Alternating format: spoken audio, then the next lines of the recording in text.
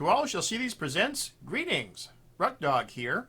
This video is going to be a bit of a departure from my usual fare. I don't tend to get too topical here on the channel, other than maybe for some unboxing videos. However, a recent, if you can call 2+ weeks ago recent, event regarding Battlefield Gothic, my favorite miniatures game, has led me to make this one. A couple of weeks ago, Games Workshop created a bit of a stir in the naval gaming world by posting the cover art from the old 2-player starter set for Battlefield Gothic on their official Instagram account. This is the Instagram post that they made. You can see here, the Void War erupts. What are your best memories of playing Battlefield Gothic? And the obligatory bunch of hashtags. For those of you that are wondering, this is a cropped version of this in all of its glory. This is the actual image of the box art for the 2-player starter set that I'm referencing. So, Games Workshop did not post any context for the picture, no hints or follow-up posts, no separate statements about it. But because Battlefield Gothic is such a beloved game, it naturally led to a lot of speculation that this post was, in fact, some sort of tease for an impending relaunch of the game. In fact, the website Spikey used this opportunity to write an article. Now, this article discusses the possibility of a relaunch. I'll include a link in the description, but be forewarned, the article doesn't have anything of great substance to say. It's mostly speculation, and being Spikey it is crammed full of ads. So, link in the description, but you have been warned. I wanted to make this video to discuss the possible relaunch of Battlefield Gothic for a few reasons. Of course, Battlefield Gothic still reigns as my favorite miniatures game of all time, and possibly relatedly, it was also the first miniature game I played. It was my introduction to the hobby. And while that is a huge part of my motivation to make this video, I'm not going to spend a lot of time focusing on that, as it's really pretty straightforward. So the main points I'm going to focus on are a bit more grounded in reality rather than my own like of the game. First, there are some reasons to take the possibility of a relaunch of Battlefield Gothic seriously, as it has been rumored for years at this point. Second, I believe that 40K, or possibly 30K, more on that in a moment, that universe is fundamentally incomplete without a game like Battlefield Gothic, in the same way that it doesn't apply to other spin-off games like Titanicus or Aeronautica Imperialis. And then third, I'll briefly look at the miniature gaming market as a whole, as I see a definite opening for a retail space combat game right now, a void that is perhaps as large as it has been in years. And finally, I'll also look at a few reasons why this rumor could very well not pan out, and even some reasons why we might not want it to. Let's start with why we should take the possibility of a BFG relaunch seriously. Rumors of a Battlefield Gothic relaunch have been in the air for years now, going back to at least the mid-2010s. These rumors seem to peak around the time that the Battlefield Gothic PC and mobile games were released, circa 2015-2016, which is a little suspicious in retrospect. It's possible the rumors were designed to increase interest in the video games, or else they were completely unfounded and simply inspired by the digital versions. It's worth recapping at least a few of the salient points from these rumors, as they provide grist for speculation at the moment surrounding this latest Instagram post. So, what has been rumored? First of all, there's been a rumored change in the scale. Of course, the cynical reasoning for this is that it would obsolete the existing collections of models that players own and would help to drive new sales. Games Workshop has used this tactic in the past with other spin-off games such as Aeronautica and Titanicus, so it seems plausible. It should be noted, though, that unless the new edition has a major change to its core mechanics, the actual model sizes for Battlefield Gothic do not matter all that much. The key parameter is the diameter of the base and the location of the stem of the flight stand, not necessarily the size of the model itself. Another aspect that's been rumored is a change in time period from the 40K timeline back to the Horus Heresy, or so-called 30K era. Again, this has plausibility given that GW did this with Titanicus. I can't help but note that this would also help to drive sales of new models, since updated sculpts of various ships could be passed off as the earlier versions of some of the ships that were eventually seen in Battlefield Gothic. This would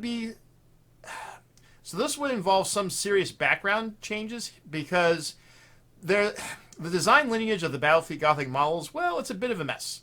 Some of the vessels that were profiled in the original Battlefield Gothic source material clearly state that those ships were around at the time of the heresy.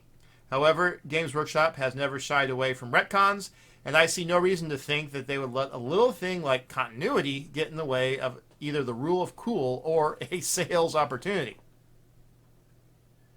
Given that these rumors have been out there for years and a new version of the game has yet to materialize, it is entirely rational to ask, why now?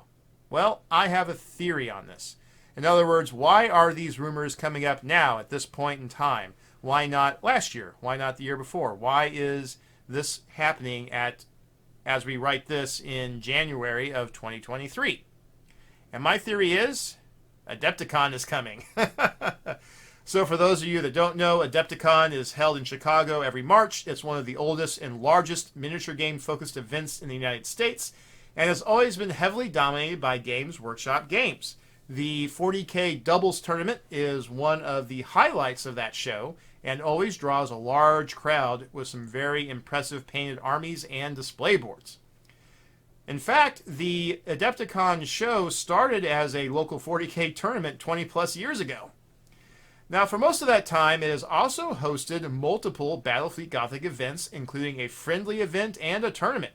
In fact, I would hazard to say that the Adepticon Battlefield Gothic tournament might very well be the single largest Battlefield Gothic event still running in the United States, if not the world. And in recent years, Games Workshop has hosted events at Adepticon where they have made some first ever surprise announcements and reveals. This little tease, coming in January, seems perfectly timed to start priming the hype train and the hype pump ahead of the Adepticon show in March. Alright, so my next point is really more of a justification for why it makes sense for Games Workshop to reinvigorate Battlefield Gothic from a lore and setting point of view. As it says here, 40K needs a space combat game.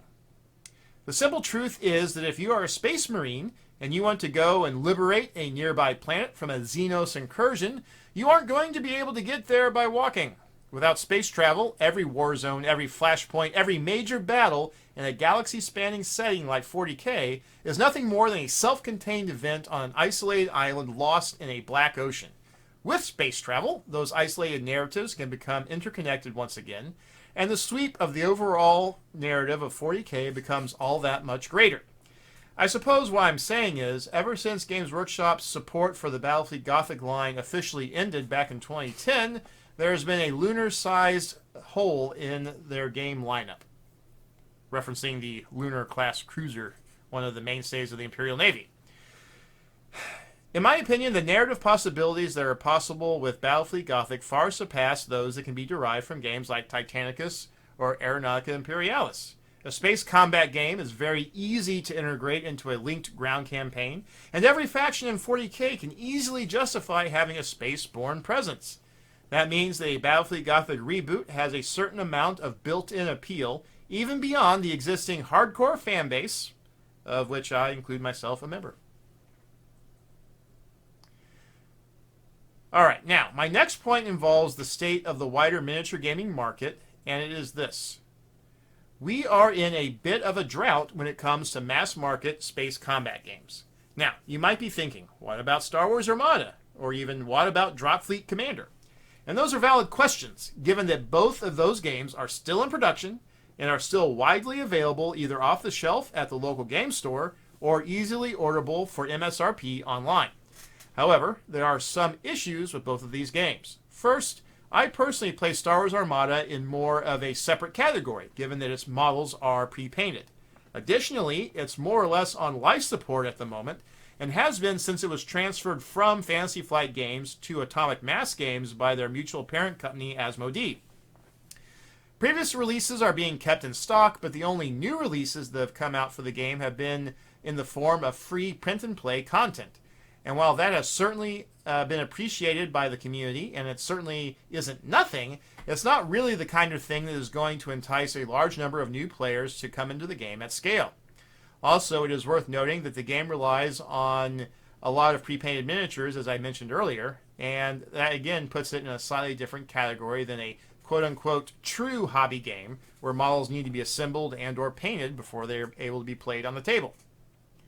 Now, Dropfleet Commander does indeed fit into that definition of a hobby game, but sadly it does not seem to have had a lot of success at penetrating the retail market. In my local area, there are 5 independent game stores, and I have not seen Dropfleet products on their shelves since about 2017 at this point.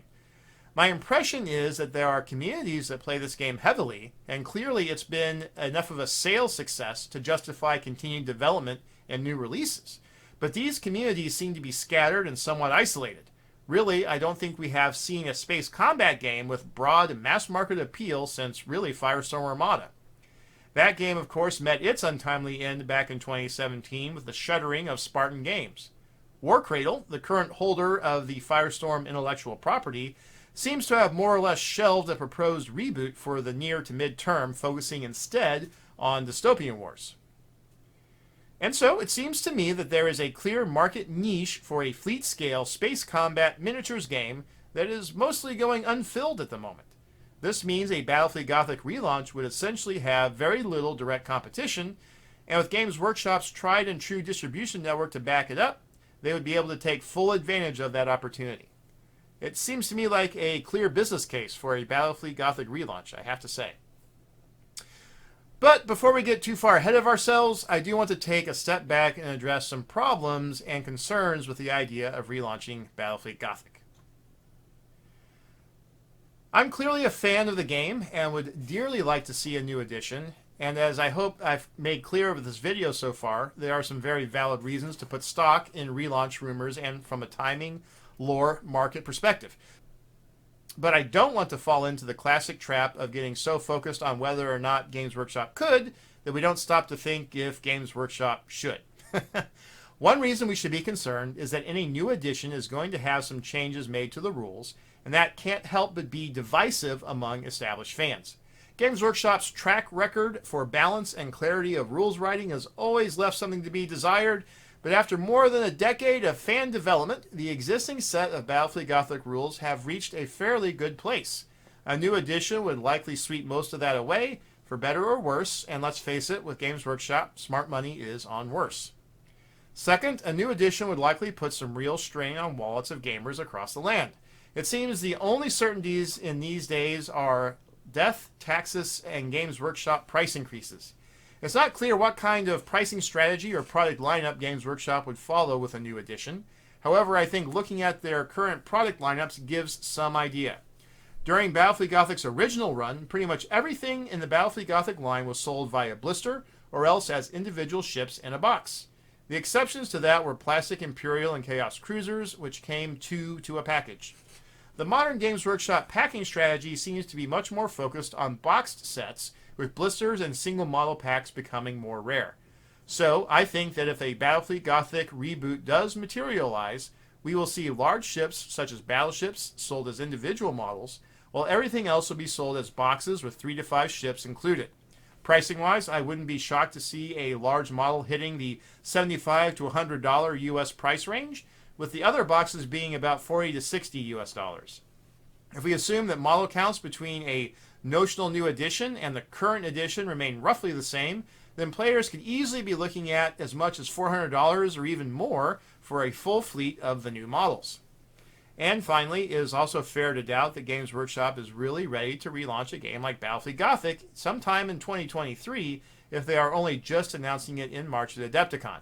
The amount of material and models that would need to be produced and shipped is a daunting thought. However, it is worth remembering that if any company out there is capable of keeping such a massive effort secret until just before unveiling it publicly shortly before a shipping date, it's Games Workshop. They have done it in the past, with a new or rebooted game materializing similarly out of nowhere. So, in conclusion, I am personally very excited about the possibility of a relaunch of Battlefield Gothic. I have long felt that there are very good reasons to do so, especially because of the narrative possibilities it would provide. And as a fan of space combat miniatures games, I really do believe there is a gap in the market for a new game to gain wide appeal. It hurts a little bit to walk into a game store and not see a Starship miniature combat game on the shelf. Except for maybe a few Star Wars Armada products, you're not going to see a lot of that kind of stuff these days on a store shelf. In the end, though, it is still very possible that no Battlefleet Gothic relaunch will materialize soon, if ever. There is also the chance that even if it does materialize, the game will suffer from unbalanced or poorly written rules, excessive prices, or a lack of continued support. A new edition of the game could very well end up being inferior to the current fan-supported version. As always, though, I remain optimistic that a relaunch of Battlefleet Gothic would be good, or at least good enough, to draw new players to the game while also pleasing the existing fan base. Only time will tell. Thank you so much for watching. This is the end of this video. This is the first video for the Manned Battle Stations YouTube channel of 2023, sneaking it in here just at the very end of January. I will obviously continue to track the latest news and rumors regarding Battlefleet Gothic and post an update when and if there's something new to report on. If you are a Battlefleet Gothic fan and are interested in seeing it come back, or are hoping that Games Workshop will just keep their dirty paws off of your beloved game, please comment below and let me know. Also, if there's any rumors out there that you may have heard about that I haven't covered or didn't touch on, I'd also like to hear about those as well. Very possible there's something floating around out there that I might have missed. Anyway, until next time, this is Ruckdog saying good luck and good hunting.